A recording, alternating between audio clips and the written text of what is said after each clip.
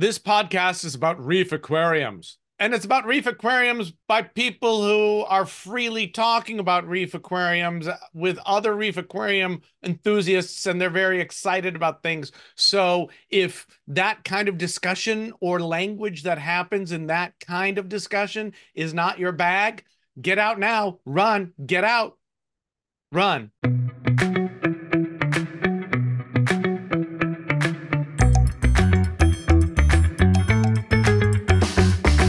My name is Richard. My name is Ben Johnson. And this week on Reef Beef, we hope to get to some updates on chillers and jumping fish and talking about chasing numbers and budget shaming. And then we're going to do some questions from some beefers.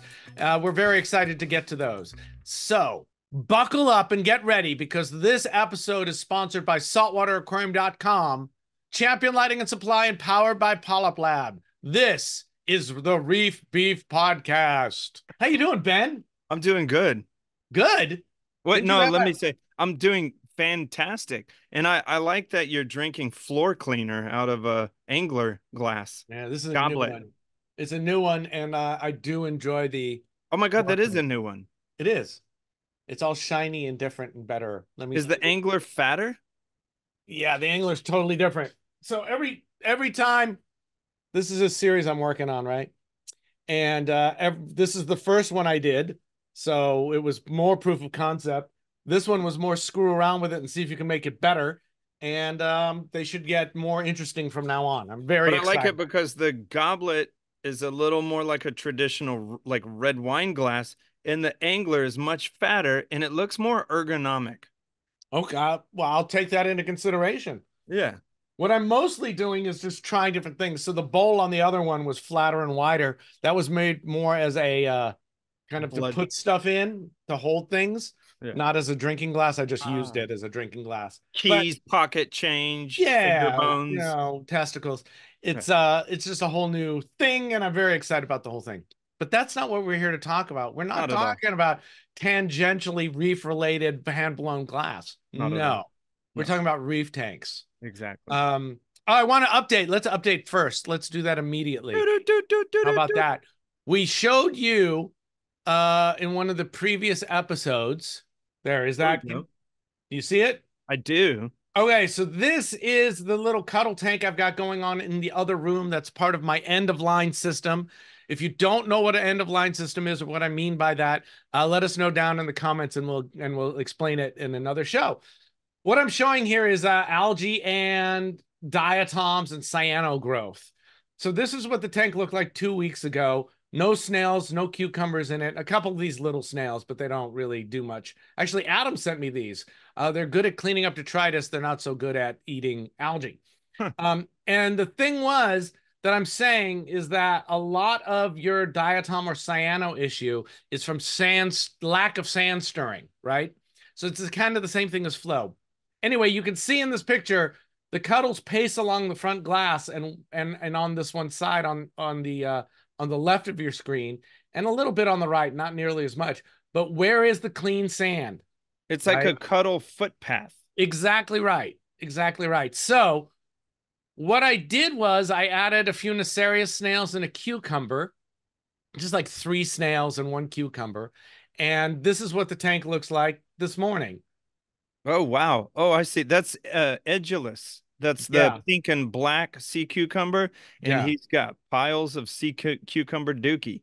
Yeah. And you can see the cyano's gotten a little crazier. That patch is with some diatom. Yeah.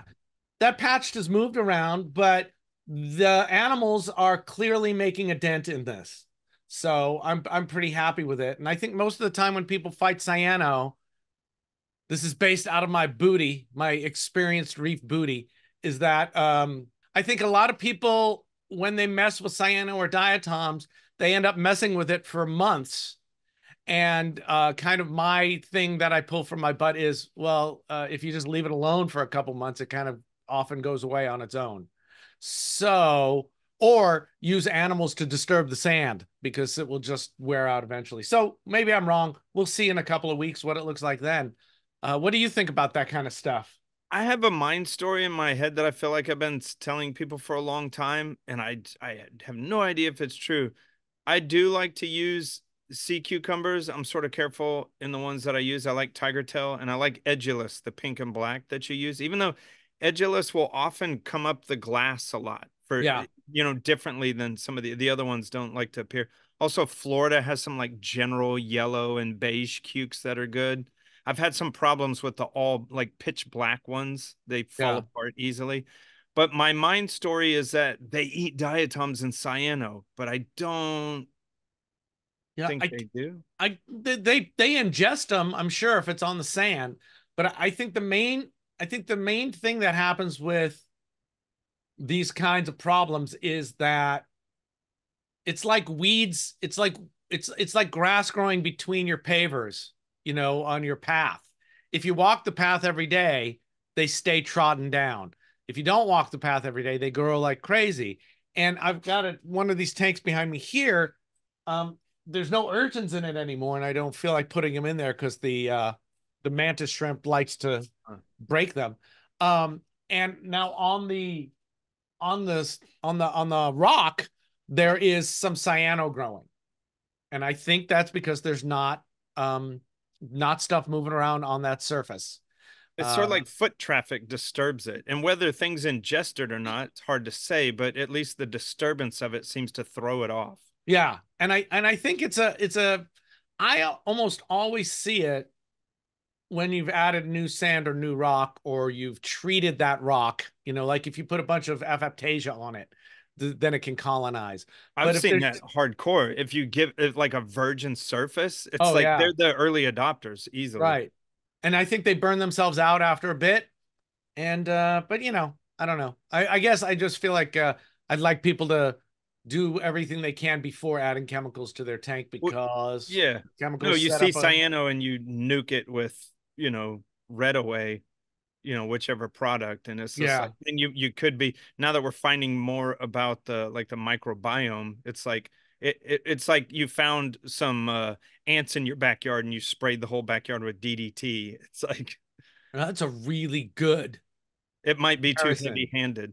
Yeah, yeah, yeah. And sometimes those things we do aren't surefire cures.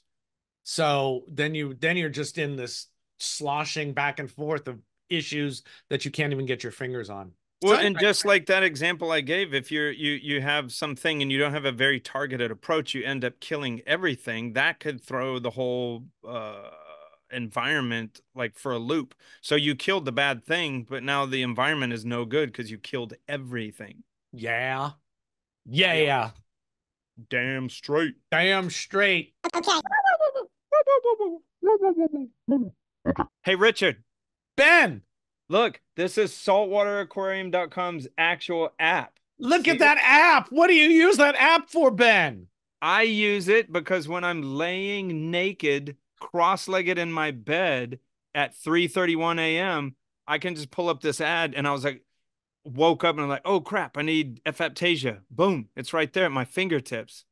And the crazy thing is, do you know that they have military and civil service discounts? I did know that. And I also know that they have a whole bunch. They have 3 different distribution centers, but there's new stuff.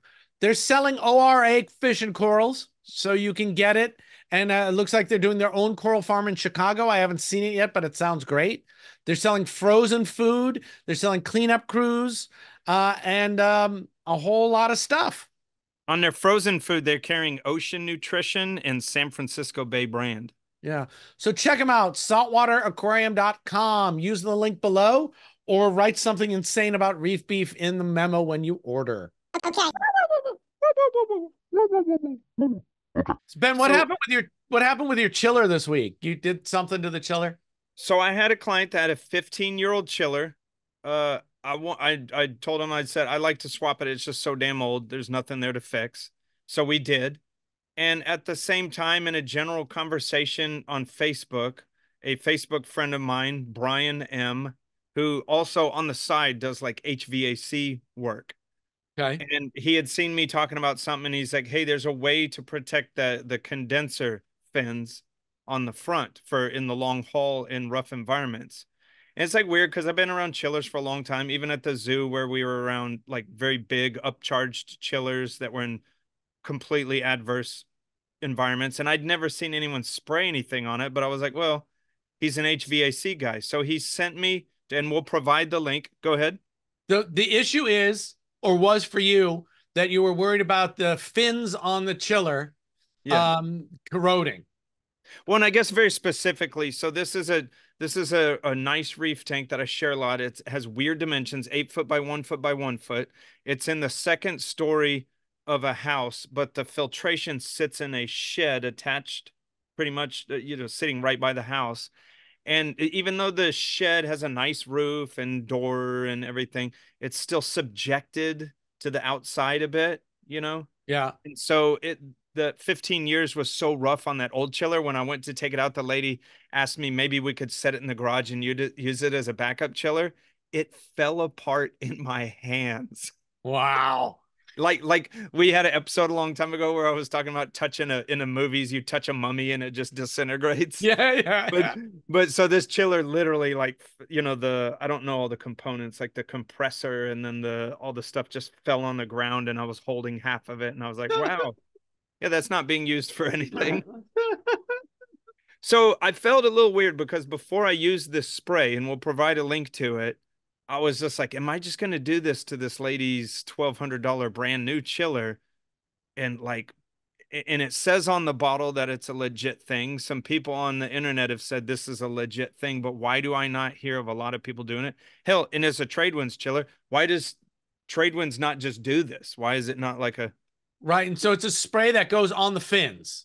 Yeah, and it is a epoxy fin. I didn't see that it was like embedded with something, but they say specifically on the bottle, it's like spray paint, that it's made for this, that it does not affect the thermal, whatever they called it. It has components in this epoxy that don't interfere with the thermalness of the metal that Yeah. you spray it on.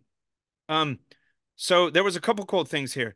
I did get a Tradewinds chiller from Todd at Champion Lighting Supply, and Tradewinds is, first of all, they're well known for making. They're probably known for making what is probably the highest quality chiller that there is. Um, but they changed their design. It's really cool because once I got the chiller and I had this spray, and I was like, how am I gonna spray it? And it's gonna spray right into the fan that sits right behind the condenser fins. And I started looking at the chiller. I took the shroud off. Well, they made quick disconnect couplings on the fan.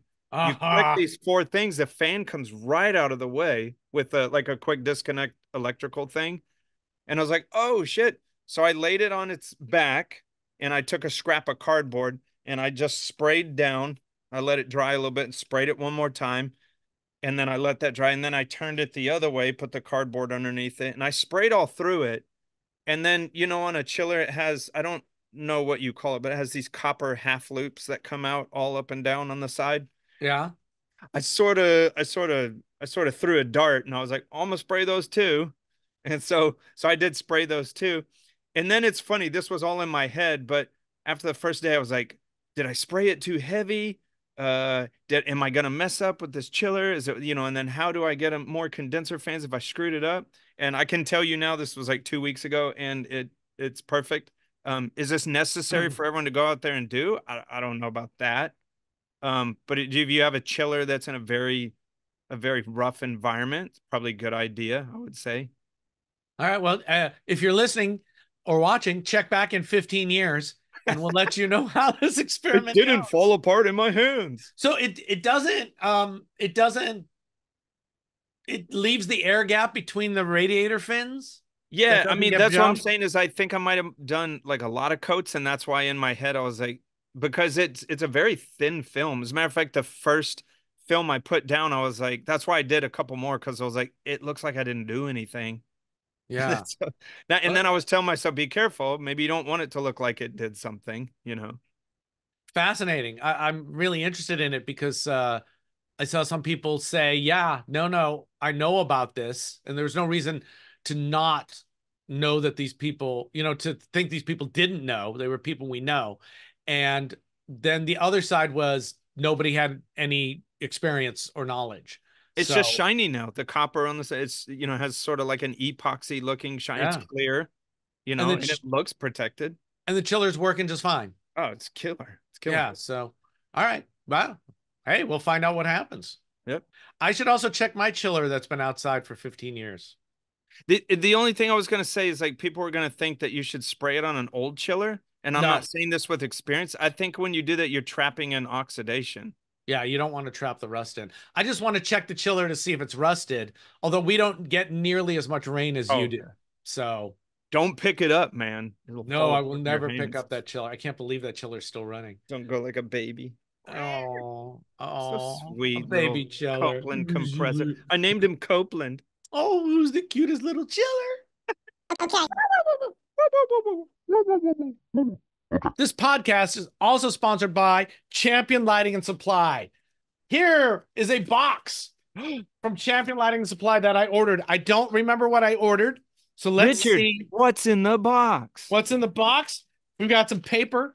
Okay. This is one of the things I love about Champion. They use this instead of plastic to fill the box.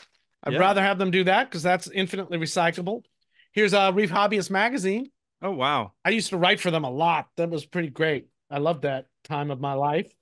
Here's a blue line sticker. Oh, there you go. It's a very cool sticker, by the way. It has a Sticker. Fuscus trigger on it. Do people really love stickers? If you love stickers, let me know. I guess there's a Reef Bum sticker, which means we need to send him stickers. That's my job now. Yeah, yeah. Uh-oh. I needed new heaters, so I'm trying the Finex Okay. titanium. Todd told me to try the one with the dial built in instead of Really? using so I'm gonna try instead of using a Inkbird in between that and the Apex. So I got two of them and we'll try them out. Yeah, that's And cool. because apparently I mentioned it long ago, they included Oh my God. Action Diving Sea Dog. Wow.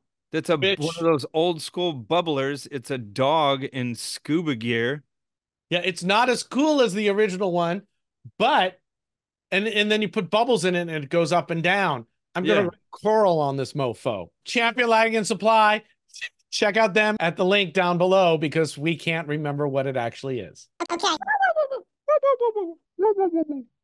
Okay. So I fell asleep on the couch last week, It happens. maybe 2 weeks ago, and I'm laying there and I'm exhausted. I've been kiting all day or whatever, and I was just really out of it. And I hear what sounds like rustling. And we had a rat problem years ago, a rodent issue that we've taken care of. And I went, God damn it. How did a rodent get in? I'm just laying there like that's all my brain can think of.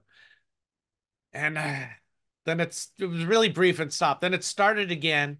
And I jumped up with my phone and I looked and I saw the dog bowl was right there because sometimes we put it by the couch.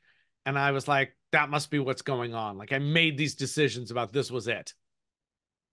I lay down again and then I hear a whole lot of noise. And I get up again and I look and there's nothing. I can't figure it out. I lay back down. 5 minutes goes by. I hear more slapping and it sounds like slapping against the PVC doors I have in front of the stand and on top of the tank. That's what it sounds like. I'm like, that's weird. And I'm laying there for about 5 more minutes. I don't hear anything. And I go, now I'm getting awake. And I go, I'm not going to sleep unless I do a good look at this. So I get up and I turn the lights on and I go and I'm looking by the dog bed and the dog food. And I'm like, what the hell is that? I look around the tank. I don't see anything. And there's a stool with some equipment on it by the tank. And I look under the stool and there's one of my tile fish on the floor. The Orani? The Orani. An However Orani. it's said. Yeah, it's Orani because it's after a person. Oh. So it's how like do you say it again? Because I got two. Orani. Orani. That's how I would pronounce it. Orani. Yeah, it's only a $1,200 to $1,500 fish. And it's on the floor. And I'm like, fuck. And also now I'm feeling terrible, right? Yeah. Well, so I grab it and it's not as wet as I would like it to be. Clearly, because it's freaking laying there, right? But it's not dead. Yeah. So I get it in the water and and it moves right away. You know, it does that twitch. So Yeah. it's like, okay, it's not, it's there's a chance here.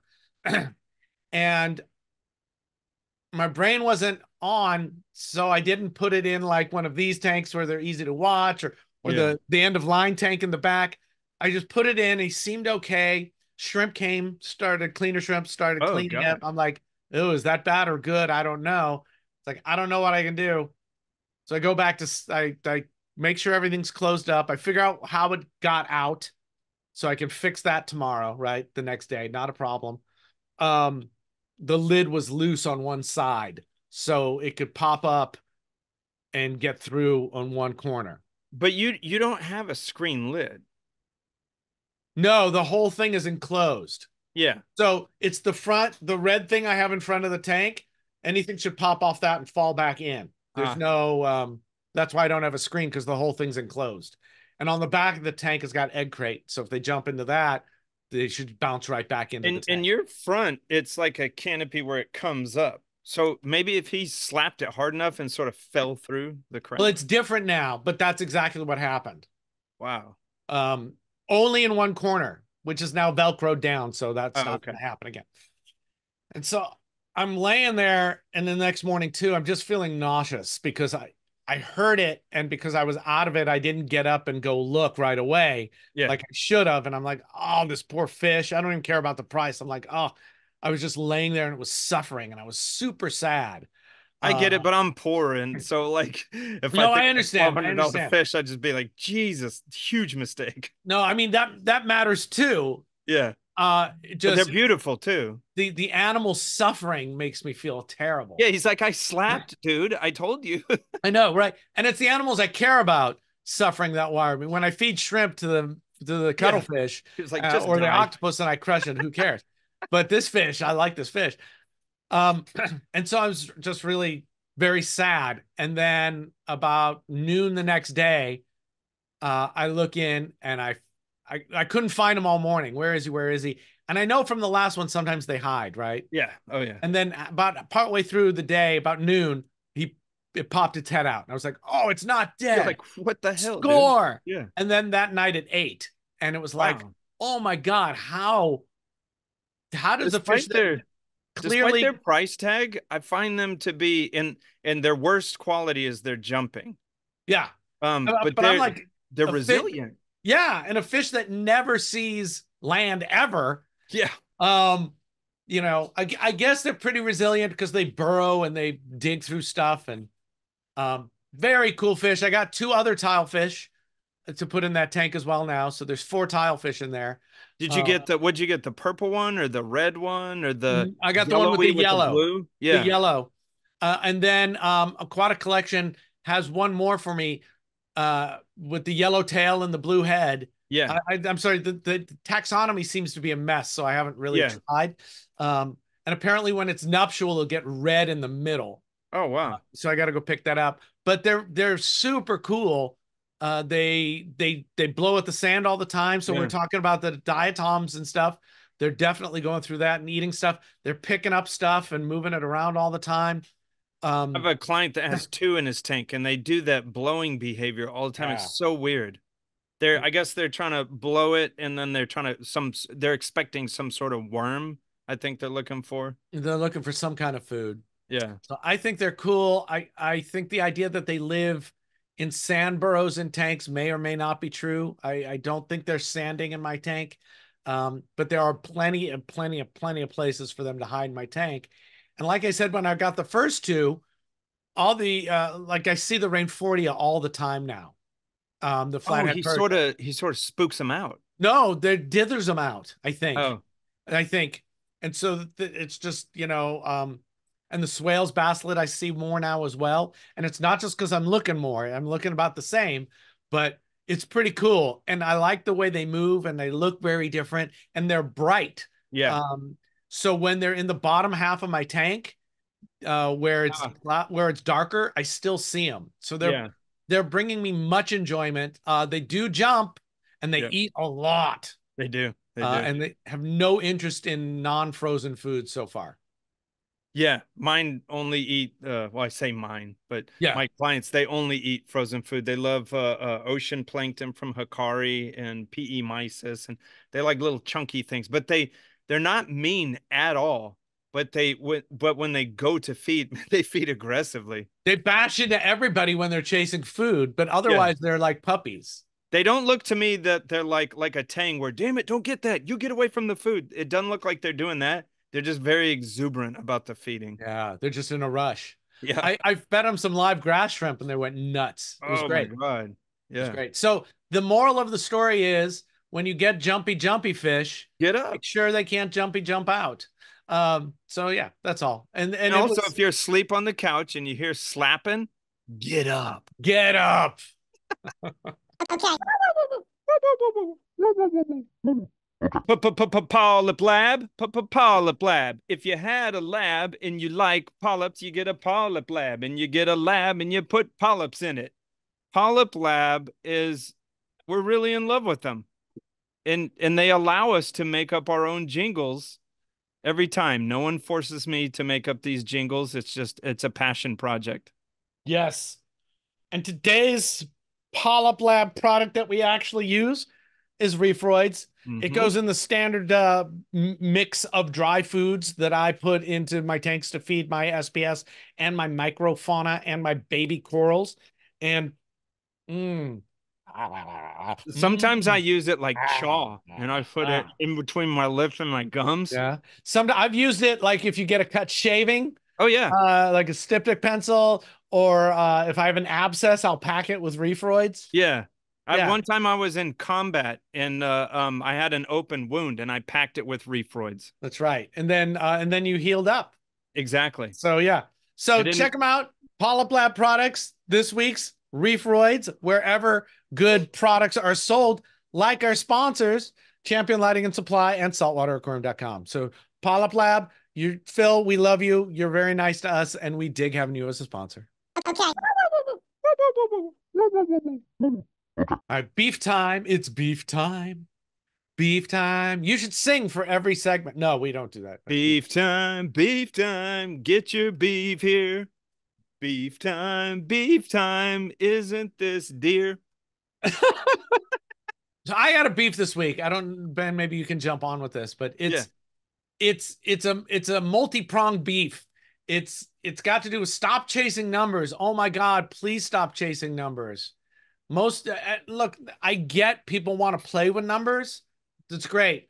But realize when you're playing with numbers and you say this is the best thing I've ever done, that probably in 2 years you're going to stop chasing those numbers. There's so many things that people jump on the bandwagon for, and they say it's the best thing in the world, and then a few years later they're saying the exact opposite. So It's just that Richard and I have been, not like a ton of other people haven't either, but I'm saying Richard and I have been in the hobby for a long time, and I maybe we get jaded a little bit because we watch fads come and go.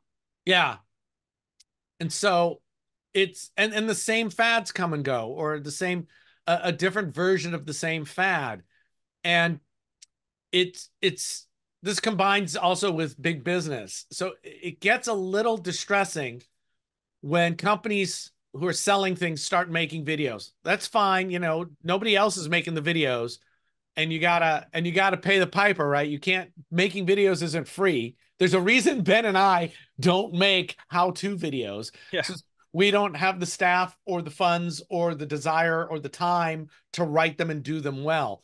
So it makes sense that vendors are going to make these videos, right? But sometimes what happens with these videos is they get skewed away from the information and get into promoting the product, right? Which I understand as well, but it gets a little sketch. And what gets even more sketch is when they're talking about new things that long-term reefers are going, don't do, no. And we saw this happen with dry rock. We saw dry rock get promoted by vendors as the best thing to do ever. And there's a bunch of us on the outside going, no, don't. You're asking for problems for a year or two getting this tank done. If you set it up dry and it got pimped as dry, And now there's some videos going out by some vendors who are talking about the lessons they learned and why not to do it the way that they said to do it before. But they're saying it like they discovered the new way to do it. And look, I get that everyone goes through their own journey of discovery in the hobby, but it seems like such a waste if you don't pay attention to what's come before. Well, and vendors by default, they have a bullhorn.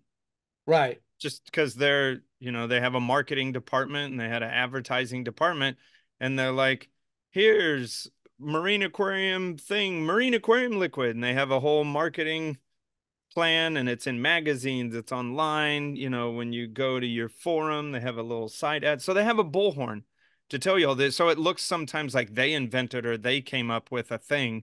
And, and by default, us that have like whatever you want to call influencers, YouTubers, just what information givers, just any of that kind of stuff. Well, a lot of those people are in bed with those big companies as well.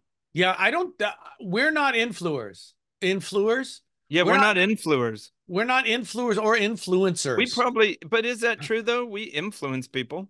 Yeah, but I think an influencer is somebody who gets product and shows that product and says, this is the product you should use. And it's like guerrilla marketing. Yeah. Well, I mean, like you see those little, I looked into those. There's like that 20-watt, it's supposed to be a 500-watt space heater that just plugs in to your outlet and it's supposed to heat a whole room. And I'm going, that's impossible. So I did some looking into it, and there were about 500 5-minute videos of people going, hey, they sent me this product and boy, does it work. Oh God. And that seems to be what an influencer is to me. Is I'm just taking products and telling people they send me products, maybe they pay me to talk about their product, and then I talk about it like it's a product that I've used and I'm very excited about. Man, this is cynical, but it's true. There's a lot of psychology involved in this in corporate companies, because they know if Colgate says, hey, we have this new thing, we have this black toothpaste that has carbon in it, it's going to make your teeth cleaner. I think everyone with a brain knows this. Since the advent of the internet, this has grown and grown. But given make it a choppy video, make it not so professional and polished, have it in every man, every person.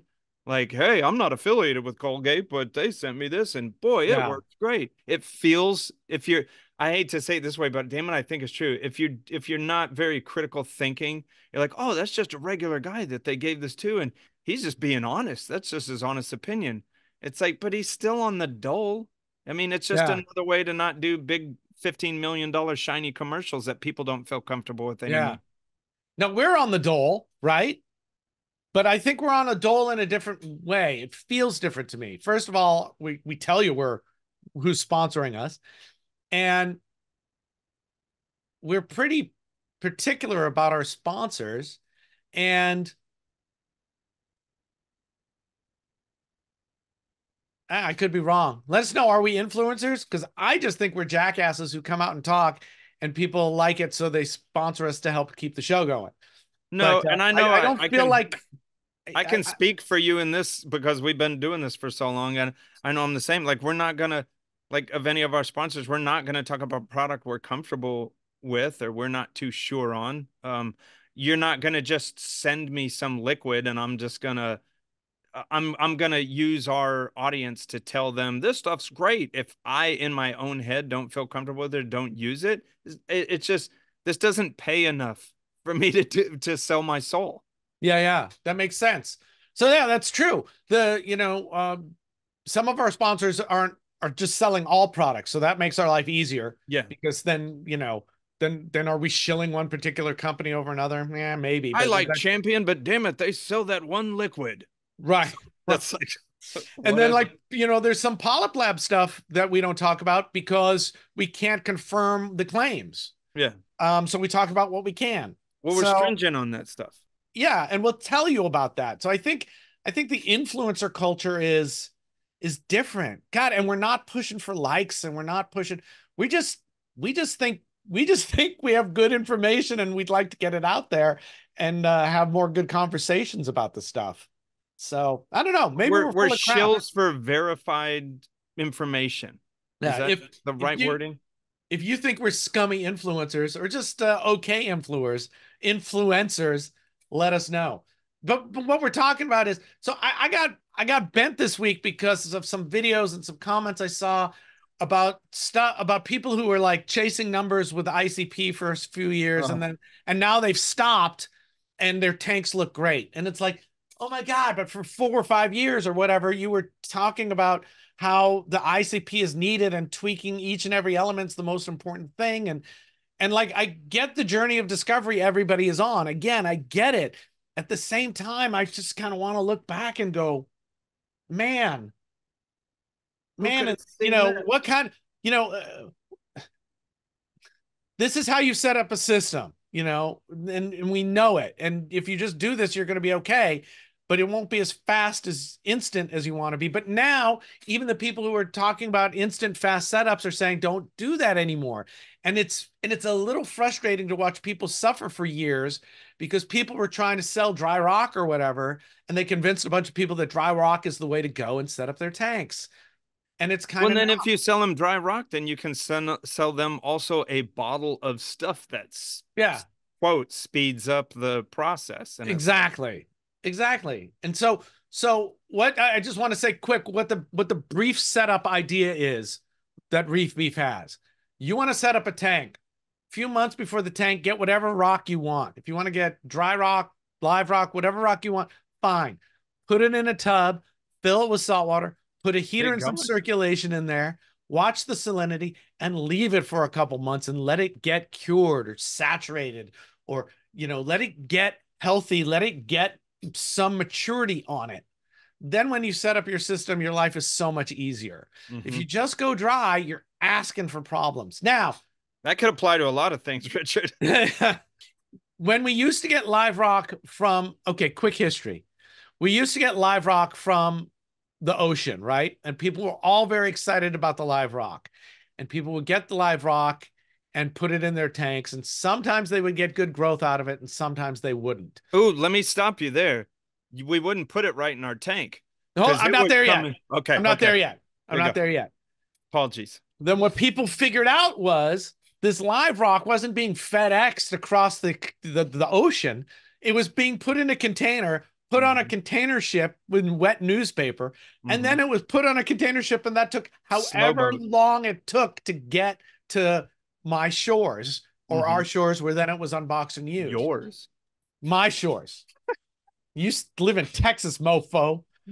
So people, then we had a whole bunch of talk about, then you got all the die off on that rock and what are you going to do? And so we would put it in tanks like we just described, and then bacterial turgor, got that from Chris Moppin, would happen, and it would clean all the crap that had died or whatever out of the rock, all the detritus would pump out. Sure. And so we weren't even, and then people were like, also, if you just put the live rock straight into your tank, you don't know what's on it. You would get gorilla crabs, you would get other pests. And that started to shift. People were like, I really would like to avoid that. The sargassum that grows for 6 months and then dies off, that's pretty great. But is it worth all the goo that falls out of the rocks in my tank when I put it in fresh? So we started doing what I just said. I remember going to Tonga and collecting a bunch of rock and picking a bunch of rock for me and for Jim Adelberg, and bringing it home and sticking it in a big tank under the house for 4 months because and the water got so gross, right? You do water changes on it and stuff. So it's not even that live rock is the magic. It's properly, and then stores would store the live rock, and you could go to this, like the big 90-pound pieces in my tank.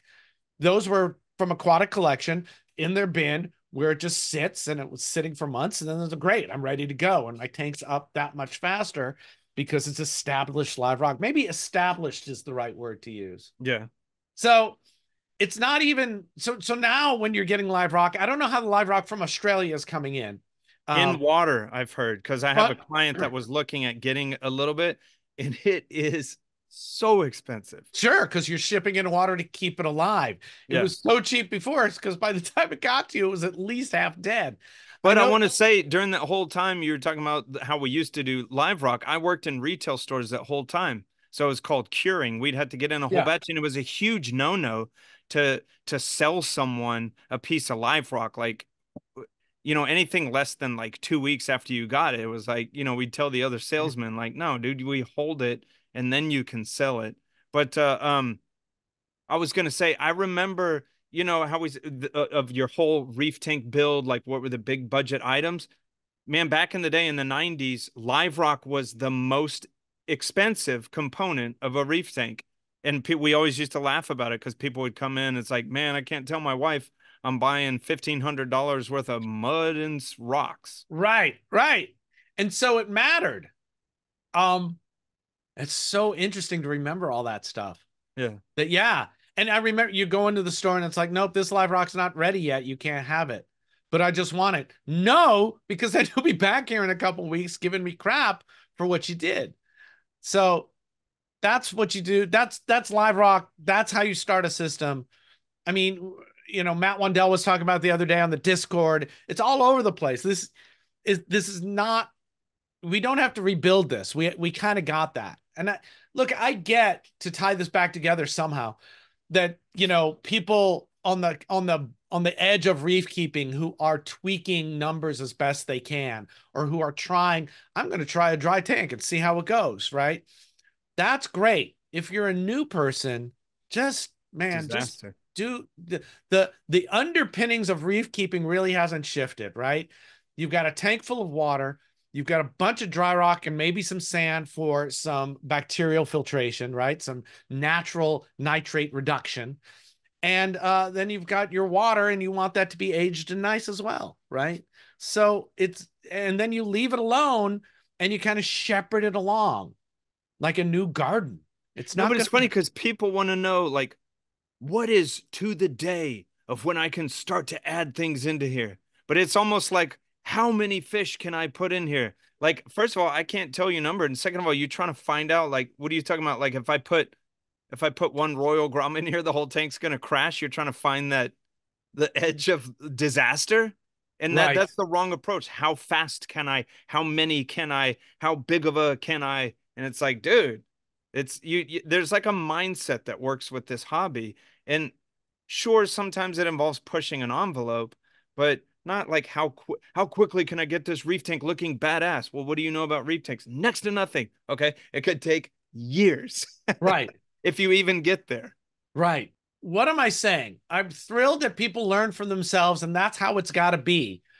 But at the same time, talk to people who've been doing it a long time and who have been in it for a long time, and see kind of what they're doing, because the basics really haven't changed. All the Well, bells and whistles around it have.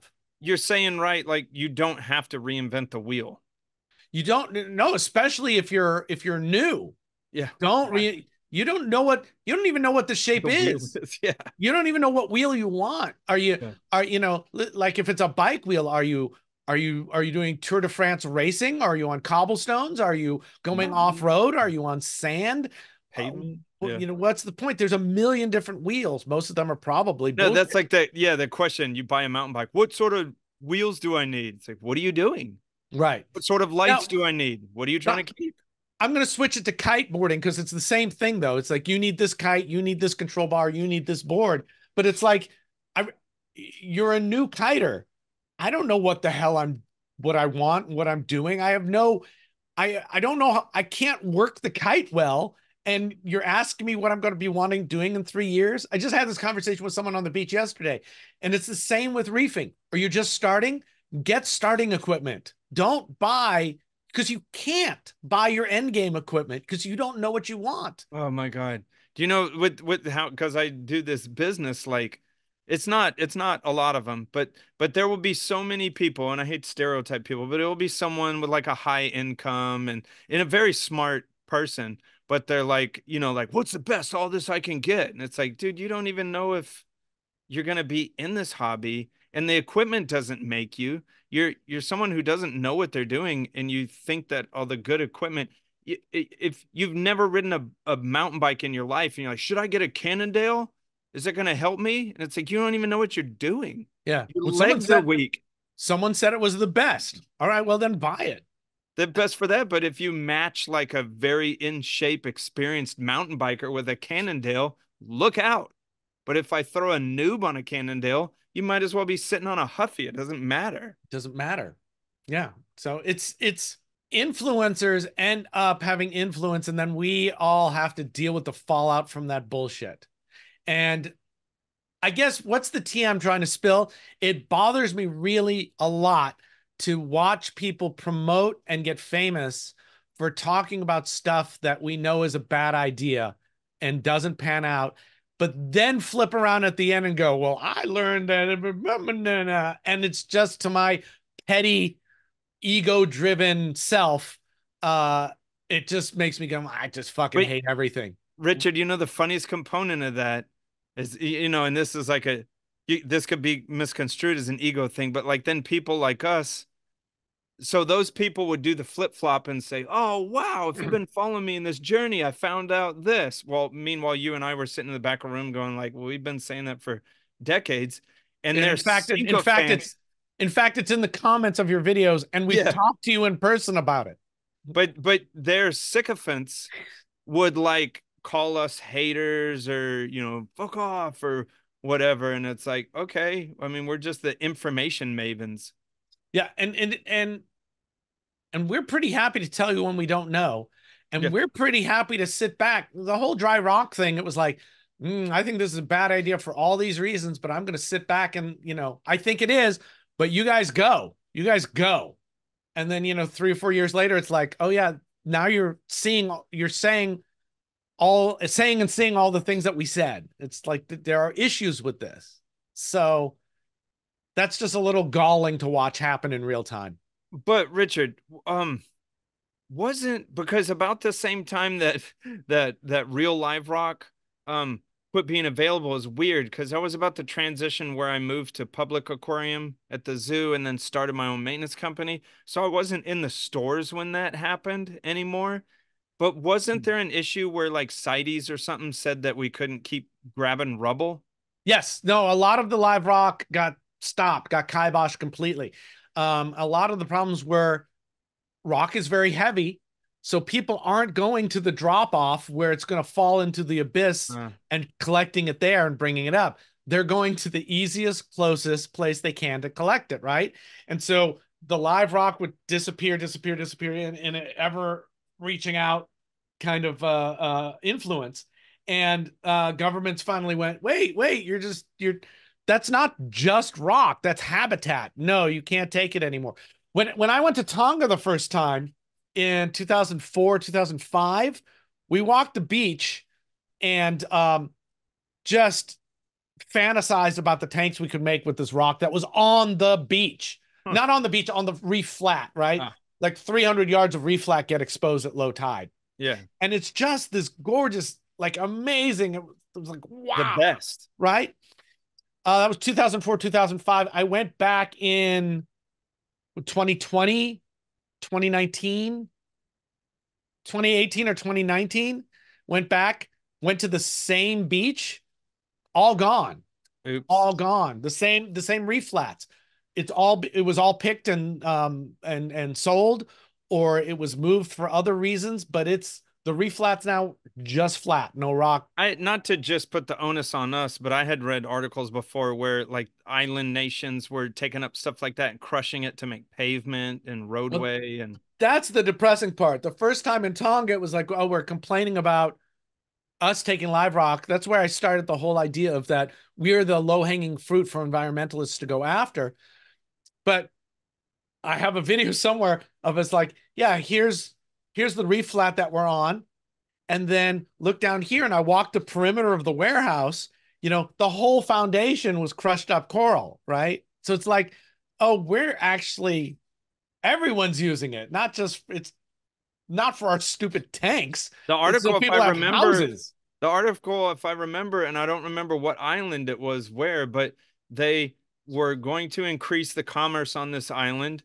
And so they needed a runway for planes. And so they took out one of the reefs and built a runway. And it's like, what are we doing? Yeah. That's every island that has got a runway in it. Yeah. You don't ship in concrete. It you comes don't right ship from in the sand ocean. and concrete. You Yeah. don't do that. So But it's so so weird, right? It's like we want people to come here to see this reef. All right, fuck that reef up and put it on here so we can drive jets over it. yeah. I don't Well, know, then man. we I just figured it live here. out. Well, it was like, look, we'll destroy this one reef. There's still 8 billion other reefs around this Okay. island, right? But as more and more people are there, more and more impacts are negative. So we learn, and that's why we stopped. Part of the reason why we stopped with the reef, Yeah. with the live rock like that. Yeah. So what did we do? What did the stores do? We started getting quarried rock, right? So the Marco rock's pretty great. Man-made stuff. There's a bunch of artificial rocks. That was the big thing in the 2010s, right? What's the right rock? And people were making their own rock, and they were, mix it with big salt crystals or a little bit of styrofoam, so there's gaps, and so it's porous, and people did a lot of stuff like that. And then what did they do? They put that in a freaking tub and let it cure, right? Yeah. Let it age, let it settle, let it get experience. I forget the word we said a minute ago. And any given company could say, yeah, but we do this. And it's like, okay, I'm just not in love with the artificial stuff. Well, I think as the dry rock thing got pushed, people got lazier on what dry rock to use. Yeah. So there's some of the artificial rocks now are just really just like kind of solid concrete. There's no Oh, porosity in it at all. And um, I don't I want to think, name names, but some of it is just like a cinder block. And yeah, I don't even know the names, so I can't even spill that tea. Um, yeah, I don't know. I go back and forth on naming names too. It's like I don't know is there really a point? They're Um, gonna make someone mad. Are you know, you trying to goad me into saying no, mine? no, no. I'm trying to Okay. say, look, the point isn't to say, hey, they're making bad rock. The point is so you know to look for good rock, Yeah. right? So it'll be interesting to see what happens, but but curing rock needs a store to do it. Yeah. And if you're doing it not locally, then you have to ship it with water, like we're hearing about with live rock, actual live rock from Florida and from Australia, which all may be actually artificial rock put in the ocean and then sent out. So you got to pick your poison. Where are you going to spend your money and where are you going to Well, put no, your time? imagine how much bigger the reef aquarium industry is now compared to 1998. Yeah. And and then this is why I get these feelings when these voices are like, what can we do to grow the hobby? And I'm like, I know this is weird because I'm part of the industry, but like, again, weird opinion here. Don't fucking grow the hobby. I'm so with you. How is it going to even exist? Let the hobby be big enough. We don't need a reef tank in everyone's house. Yeah. It's Oh, not a thing for everyone. It's a, just a, a not. thing I was going to commiserate and then we can move on to something else earlier Never. is no, just the thought, because I've seen it 1,000 times. You were talking about seeing that cool live rock in Tonga. Yep. And then it got picked up, and guess where it's at now, Richard? It's in a landfill, it's in someone's garden, it's in on the side of a cliff. Whoever used it for a reef tank, they made maybe took down the reef tank, gave it to someone else, somewhere along the line, someone just threw it in their yard, crushed it up, Yeah. threw it in the trash. Yeah. It's so ephemeral. Yeah. And I think people also forget that the reef tank is the structure that is the foundation. It's not the display. I mean, I remember setting it up and making the rock look awesome because that's what you're looking at for a while.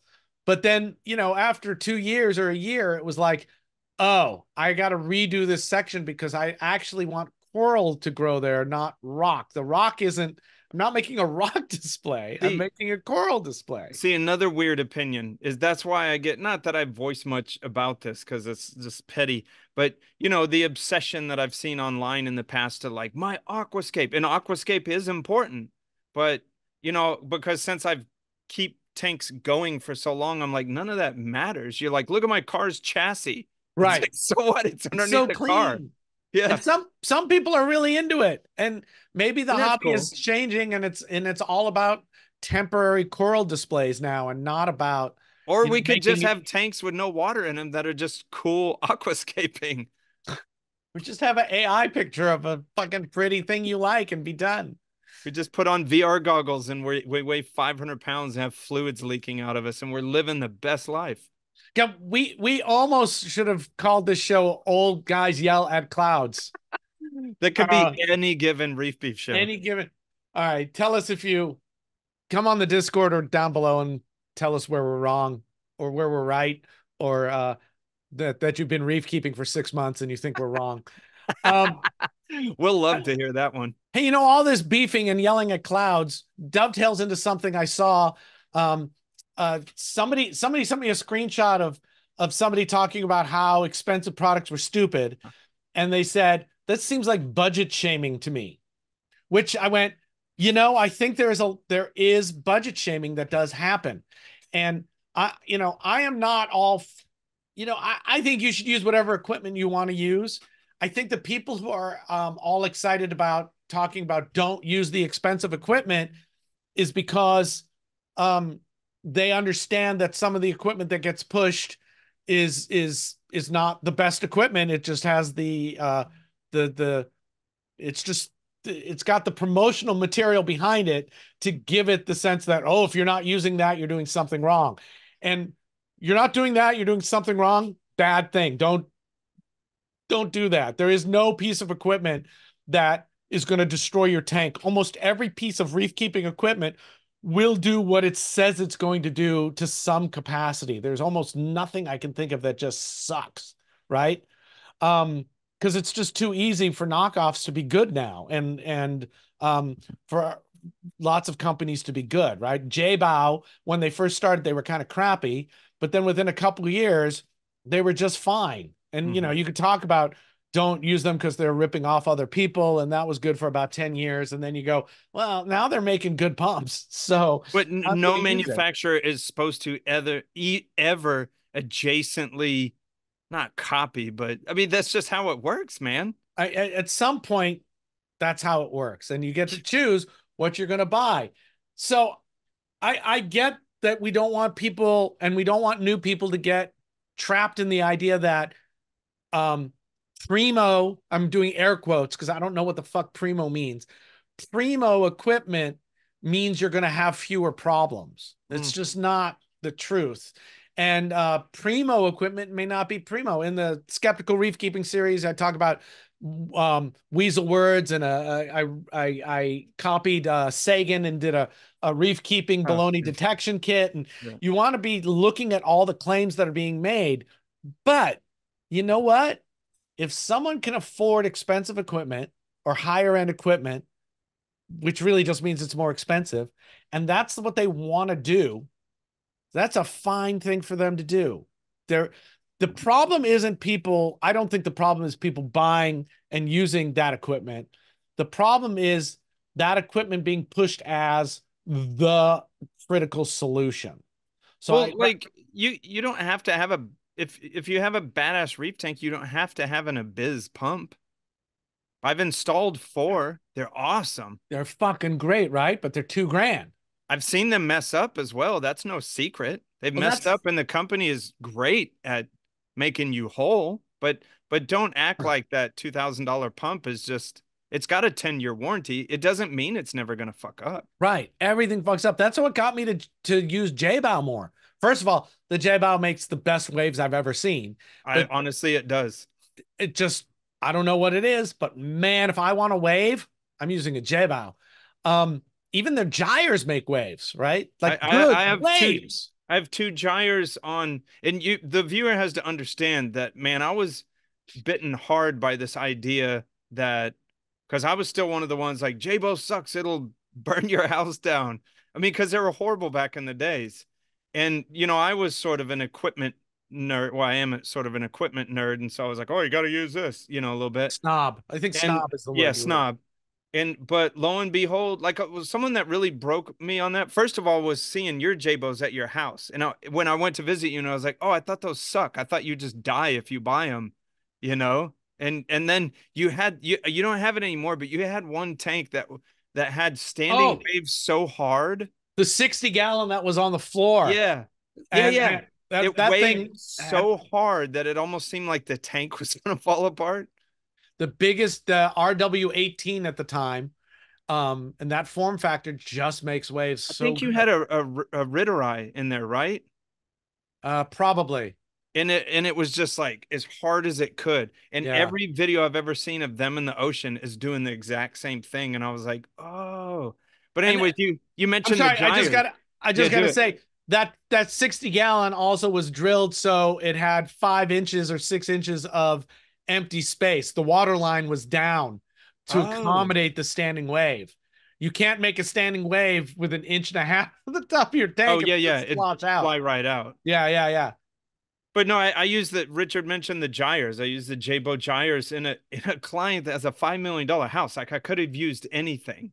And I use these gyres. And just like Richard said, like I don't pull them out and clean them because they're situated in a part that would be hard to. They're going on 1.5 years now. I haven't even cleaned them. They're fine. So that was how I switched to J-Bow in the first. I tried it. It was great. I had one break. It was $100. I bought a new one. I think it was a Vortec $400 pump at the time. Had it break. There's a $400 pump.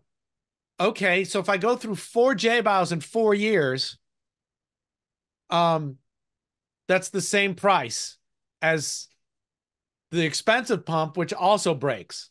And if that price is keeping you from putting cool corals in your tank. Yeah. And now they all kind of work. And I've had expensive pumps break and non-expensive pump breaks, and I've had expensive pumps work and not work. I mean, my freaking the thing that the core 15 or 20 that's feeding my calcium reactor has been in service without me looking at it for at least 6 years. You know what's funny? I And I have can't not really looked at it.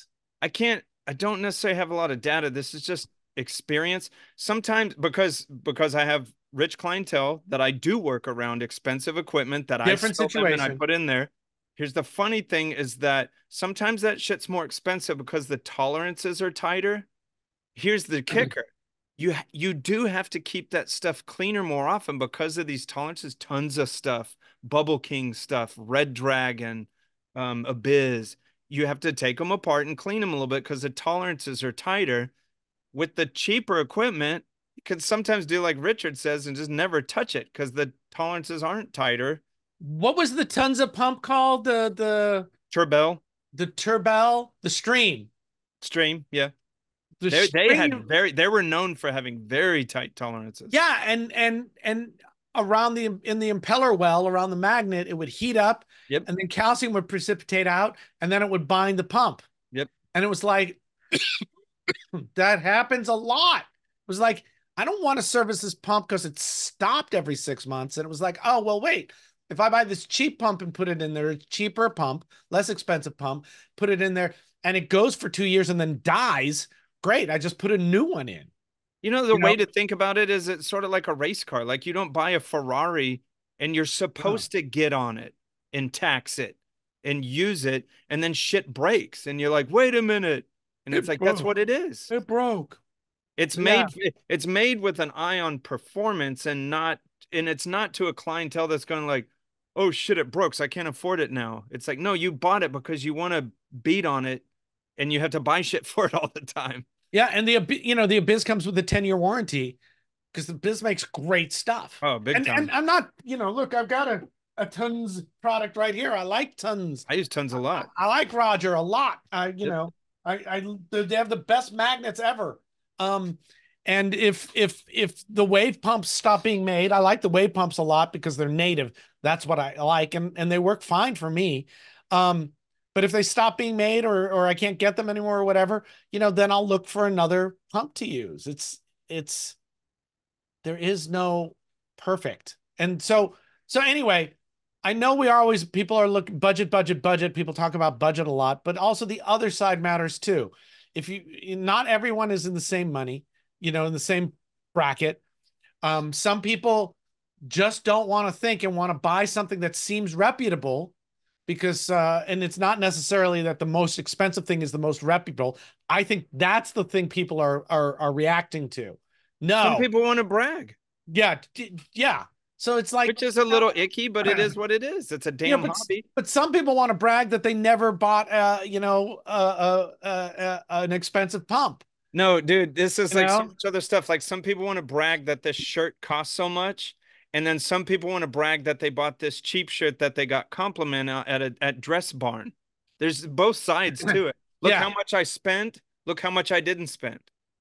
So what do I want if I could have anything? I would like people to not go, yeah, I use all this expensive equipment, so it's all the best. Or you use all that expensive equipment that You sucks. tank, and your tank still sucks. Yeah, I just want it to be, wow, that's really cool that you do it differently from me. Yeah. We're just Reef Beef admonishing people again. You can, if you can afford shit, you can afford shit. If you can't afford shit, don't afford shit. There's a million ways to reef. You can do circulate your tank with a stick and stand there all day. You can do it with air. Yeah. I mean, there's a million ways to reef. Oh, air pump. I'm sitting here blowing. That would be the cheapest air pump ever, to have just a couple people taking turns blowing in a tube. Wouldn't it be cool if our economy gets so bad that people are just out there ready to blow air into your aquarium for 5 minutes and you just pay people? They Uber over to your house and blow air into your aquarium. Just hook it up to the tailpipe. Yeah. What could go wrong? Carbon monoxide. It's good for it. What could go wrong? Yeah. So I think let's attack the problem of companies misrepresenting their products and getting people to think because their product exists and it's their company, it's the best thing in the world. And yeah, all products have plus and minuses. If you want to spend the money on it, great. Often the money comes with a 10-year warranty, right? The cheap one doesn't. Everything's a choice. Everything's a risk. Everything's got a benefit and a con. So yeah. Okay. I believe you could have a nice, sexy Ferrari, and I could blow your doors off with a Corvette Z06 for a quarter of the price. But the Ferrari looks sexier getting there than the Z06. It's whatever you want. It's whatever you want in that what your wallet can bear. That's all it is. Yeah. I always wanted a 67 Camaro with with an electric motor in it. And I don't even need the electric motor to go really fast. I just like the look of the car. It's like a Stingray with a Tesla motor in it. Right. Now you do that, people are, well, not anymore, but 10 years ago, people would think you're an asshole. But they'd be confused when you started it up and they're like, wait, where's the rumble? I would love that part. It's just a purr of a small kitten. All right. All right, tell me about shrimp. So this is just a video. We'll throw it up right here. And I have a client that has a 4 foot tall, I think it's in between 400 and 500 gallons, but he got what is it, Asteraceae or Asterina? I always get those mixed up. What are the little starfish? Asteraceae. Oronite tilefish. Tiny oronite tilefish were everywhere. No, the little starfish that go over the glass, especially when you turn the lights off. And I mean, I go back and forth between, do those mess with the aquarium sometimes, like when they're in plague proportions, but he's like, how can we get rid of them? And it was like, well, his tank was so big. I was like, we could throw Harlequin shrimps in there, but I'm careful with that stuff. I'm not telling you like, these are going to solve your problems. Like peppermints are going to eat your Aptasia. We could put all these in there and they don't do a damn thing. But there was about a year and a half ago, and I got a cool video of, I didn't put them in a pair. I put in one and then we thought we lost it. So I put in another. And then what this video was, I was like, what the fuck? I saw both of them going like, it's funny because one of them, I hadn't seen the video in a little bit, but one of them's sort of shepherding the other one. I was like, some bitch, they found each other. And the Asteraceae is way down, but it's just cool to see them tooting around in this aquarium. Yeah. They're super cool animals and they have specific feed needs. So they shouldn't be bought on a whim, but, and you can look to actually trade them around. Mm-hmm. I used to keep them in here and my little starfish issue was coming back up and I would just have one and I would let it be in one tank and then move it to the next tank and and they just move around. Well, and then the sucky thing is I forgot I had them in there and I put the cool, what's the orange? Linkia? Yeah, a cool orange Linka. And I was like, oh, bye-bye. Shit. A week later, bye-bye. Then I wanted their sand stirred a little better. I threw in sand sifting stars again. I forgot I had them in there. Bye-bye. It's weird. They'll leave the Asteraceae, and I swear to God, this is how aquarium keeping works. The more money you spent on a starfish, those Harlequin shrimp look at that hierarchy of how expensive it was, and they're like, the first we're gonna get the orange starfish, then we're gonna go after the sand sifters, then we're gonna go after the brittle stars and serpent stars, then we'll go after the starfish that he wanted gone. Pretty amazing animals. Don't buy them because you're trying to get rid of these little starfish. Buy them because you like them, and they will limit. They'll go, Yeah. it's like an island of elk gone wild, and you introduce wolves on there to control them. I mean, it's not gonna wipe all the, what am I saying? Yeah. And then hopefully you do something, you don't just kill them when, Yeah. you know. They've come in that tank, it's come to some happy medium. There's still Asteraceae starfish, and there's still the Harlequin shrimps, and the Asteraceae are not some plague anymore. And they've found like some cool, happy, but it's a 400 something gallon aquarium. Yeah. Management rather than control. Yeah. Thank you, Jason Langer. Let's do a couple of questions. Do it. We have Hannah asks us, I want to know what you guys would build if money, space, time, and spouses were not a factor. I chuckle because before the show, I read over that, and I was thinking, like, should I be an ass? And I was thinking, if money, space, all that time wasn't an issue, my ass answer is, first of all, if money wasn't an issue, I would not have a reef aquarium. I would move to an island. I would leave nature the fuck alone, and I would scuba dive all the time. Okay. Would you build an underwater viewing sex room? Yeah, absolutely. Yeah. But So probably my real answer, given those parameters, I think that is a real answer. Yes. I really do. Yeah. Okay. But your tank building answer, which maybe was what Hannah was getting at. Yeah, to play the game is I would try to not duplicate, but I would try to do something like Joe Waiulo did. I would probably pay Joe Waiulo to come in and like, hey, I want your thing. Let's do version 2. Money's not an issue. So me and Joe Waiulo are gonna brainstorm and make, I'm gonna live inside of an aquarium. Nice. I would do a very long aquarium, like 60 feet, 80 feet, wow. 100 feet. Woo. And a lot of closed loops. On one side, it would have a wave machine. Oh, wow. Like some kind of wave machine. Whoa. And it would funnel up. It would go up. And it would start deep, like 30 feet deep. Oh, shit. And then there'd be a reef crest, and then up to a little reef flat and a beach. So you want like a biotope, like slice. Yeah. And it would have exactly. And the waves would come up and crash on the beach. Wow. And there'd be, you could hang out on the beach, and there'd be other beachy animals and trees and mangroves and palms and shit. Richard, that goes back to my number one answer. Just go to the fucking beach. Well, I've been thinking about that tank for a long time. That's what I would do at a public aquarium, I think. Dude, and even if you messed with like what, fiddler crabs or... Oh, yeah. Bubbler crabs, all that stuff. Yeah. Mess with everything. Yeah, and I would have the 30 feet deep. You probably wouldn't see the bottom, right? It would you couldn't see it. It would drop down, and then it would come up. I think it would be great.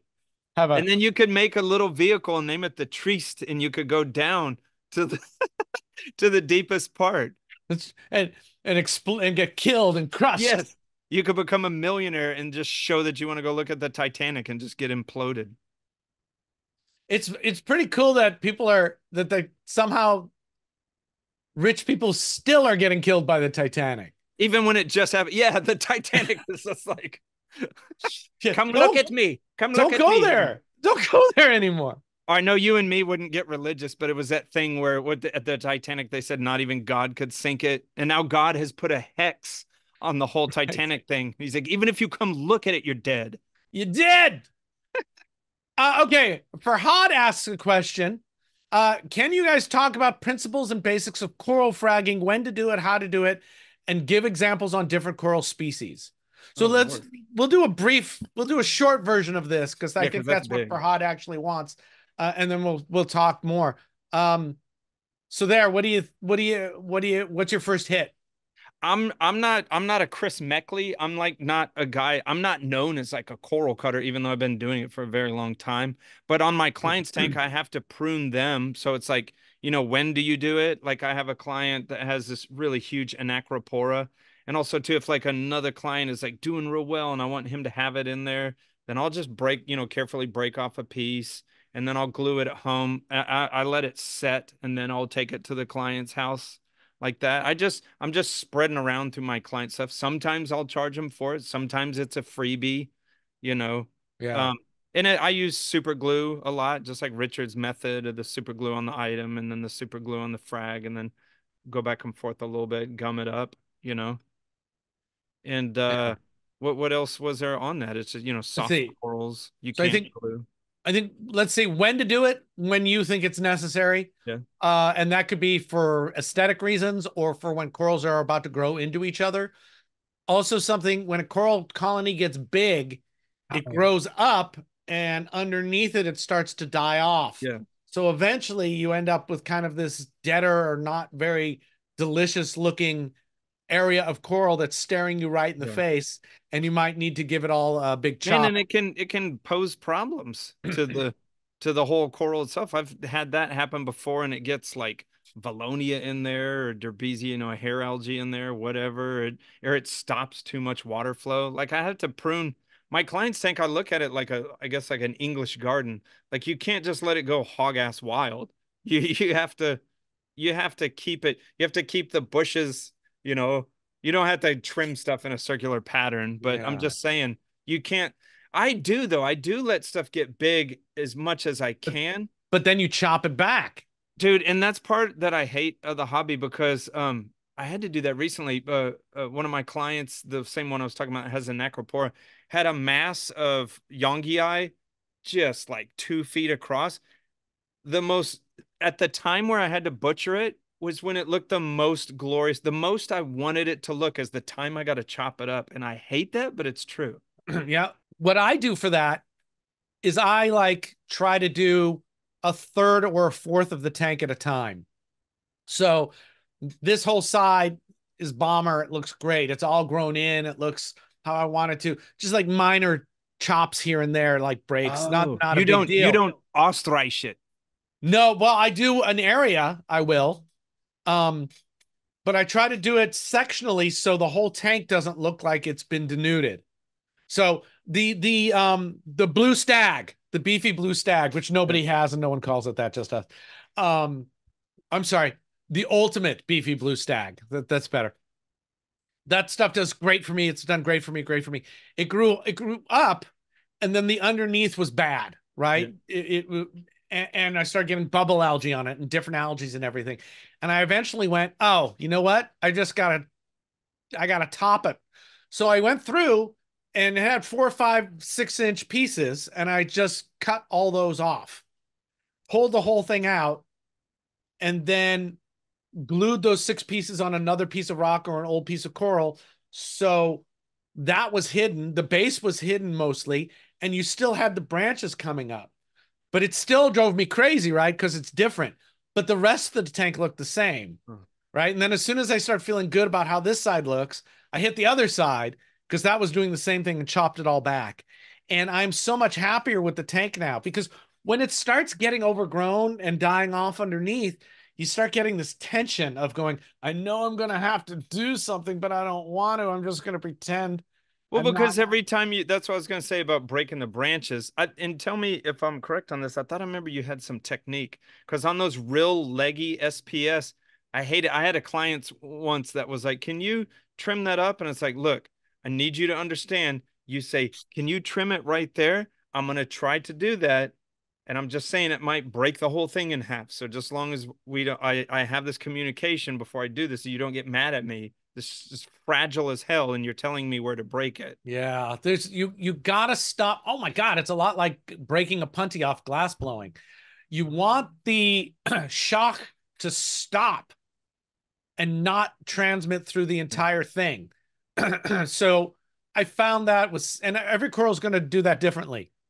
So I'm sorry, the different species are just different. So some of them, a lot of them, I use those needle nose pliers, the long ones with the angle, and I Oh, kind of score around where I want oh, it to that's right. pop, and then I squeeze it and actually let the pressure make it Oh. pop off.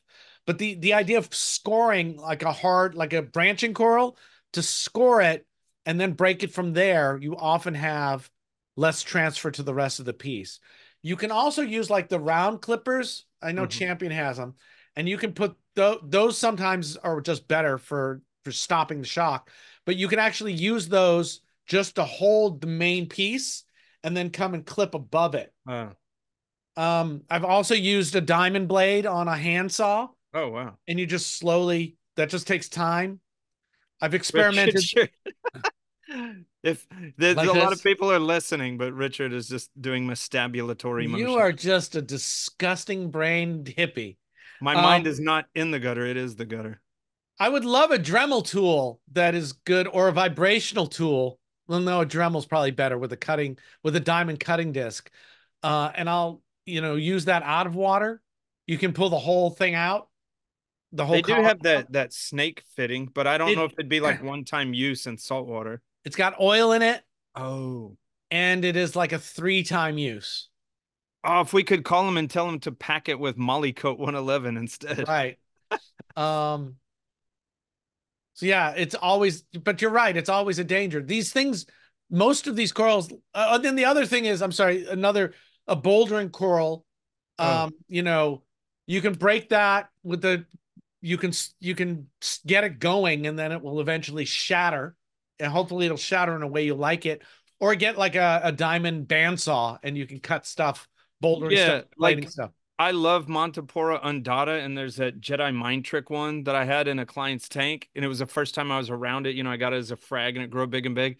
And I remember thinking, oh, I'm gonna take a frag of that, dude. If you've ever tried to in situ frag a piece of Montipora undata, it's like Yeah. hydraulic cement. Yeah, or Efflo. The Yeah, Efflo is what I used the diamond saw on. there you go again. And it was like it took 25 minutes, to make a little cut. Yeah, it's so dense. So I know, stuff like that you're supposed to pull out and hit with a bandsaw, but you're not fragging it in the tank. Yeah. Or if you are, you're just hoping. Yeah, Um, you're doing a lot of this. yeah, and softies I like to use ceramic scissors or a big ceramic blade, because you Huh. can just kind of go schlunk and it will cut right, or a scalpel. We used to use scalpels. Yeah. But the ceramic blades are pretty great. For those, I have it's not floating. It's weird. It was meant for dishwashers. It's a like a polycarbonate tray that Yeah. floats onto my frag rack. Why I throw rubble in there, and you take softies or mushrooms or any of that. I just throw them in there and wait for them to grab onto some rubble. Then I can glue the rubble onto something. Yeah, it's a settling chamber. Yeah. Very smart thing to have. I always have something like that going around. Right, what I've been doing now, depending on the coral, um, like oh, it's this right here. Can you see it? Can you see what I'm pointing Yeah. at? Right there is one of these Oh, okay. clipped onto the side of the tank with a plastic clamp, Like and a then Tupperware. it's tilted like this, so the water can get in and out, and then there's rubble in there, and that's where I put Oh yeah. mushrooms and stuff. In a little tiny bit of flow, but you don't want a lot of flow in that Yeah. situation because the thing has to settle. If I'm worried about, if for some reason I don't want snails and stuff to get in there, or I'm worried that the thing will fly out, I'll make it level, and I'll put an air line into it so it's Oh, got some bubbling, and then I'll just like fill it with 2 cup, like flush it every day. yeah. Or because I've got this system behind me, I Oh, can I can just put a siphon, an airline peristaltic. siphon, Yeah. and let it drip in there all the time, Oh, and that's true. then it's fine. Yeah. You can do that with a small peristaltic pump too. So you can automate that if you don't care if you don't want to do it twice. If you're like me, you forget that you've done it. And, I put stuff in there and it's like, okay, that's going to cook for 2 months. And I'm not even going to pay attention to it. So I don't want to mess with it all the time. But you know what I used to try to do in the I early don't. 2000s I when have no clue. you weren't there? Let's go back in time. Hey, Richard, it's the early 2000s. No, I remember a million years ago trying to use super glue gel to glue softies, and it doesn't work at all. It doesn't work. I used to turn mushrooms over and pat them, try to get them dry-ish and glue them, and it would stick for one day, and it's like, oh, cool, look, I did it. And you go back the next day, and it's like, oh shit, where'd the mushroom go? It's gone. In fact, I do that with SPS as well. I always glue them if they're going on display. I glue them to a piece of rubble. And then that rubble I usually glue to a frag plug. And then I could pop that piece of rubble off the frag plug, and then I could glue that whole piece of rubble with the coral on it in the display, and now it doesn't look like a frag plug. Yeah, with the stupid ceramic nipple.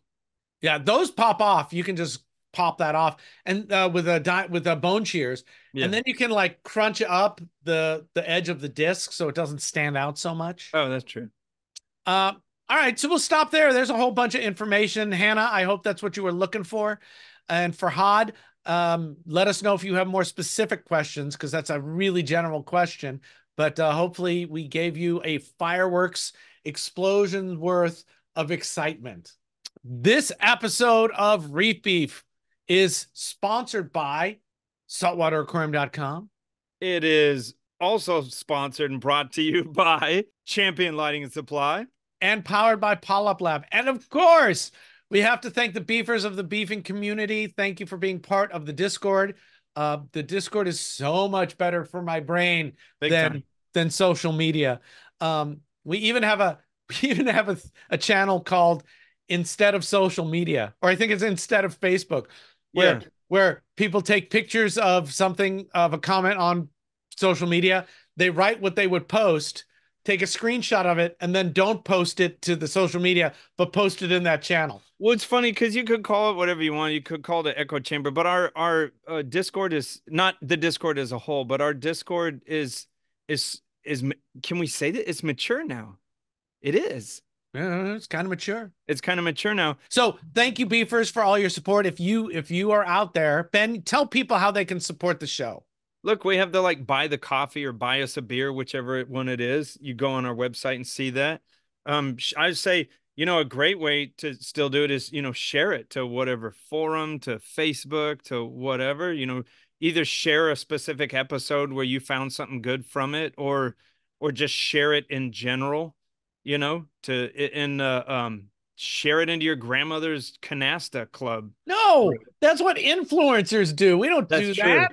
Yeah. Remember that every jumbled pile of person has a thinking part that wonders what the part that isn't thinking of. This is Reef Beef, and be good to your feet.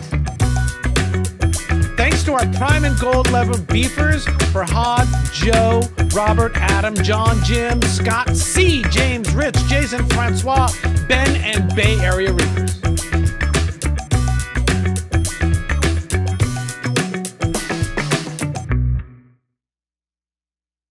That's nice you said that for me, because since I'm a diabetic, you say be good to your feet. Like, that's important to me.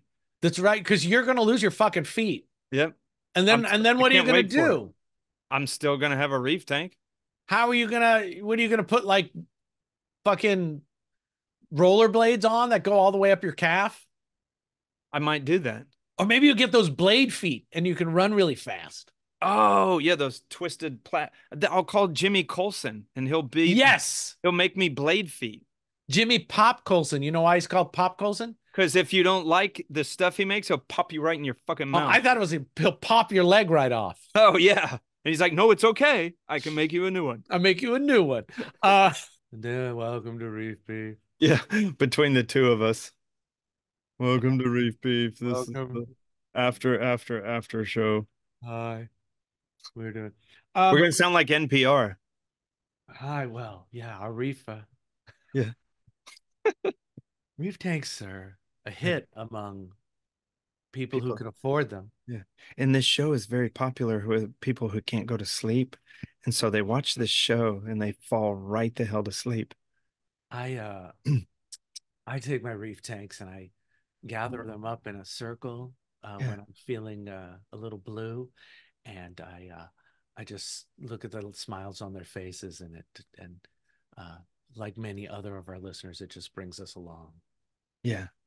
And we'd like to welcome you to the show. Wait, why is this fucking yelling at me?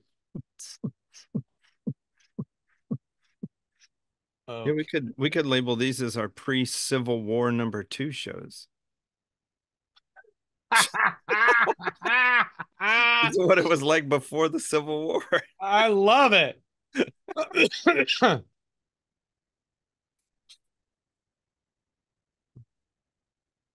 We just did all that PBS stuff. So now we were joking about being on PBS. So now all I want to do is like, welcome to the show. It's been a little bit since we've talked, and I hope everyone's doing well out there. If you want a tote bag, please fuck yourself. Okay. I'm sure Snowman loved that. Okay.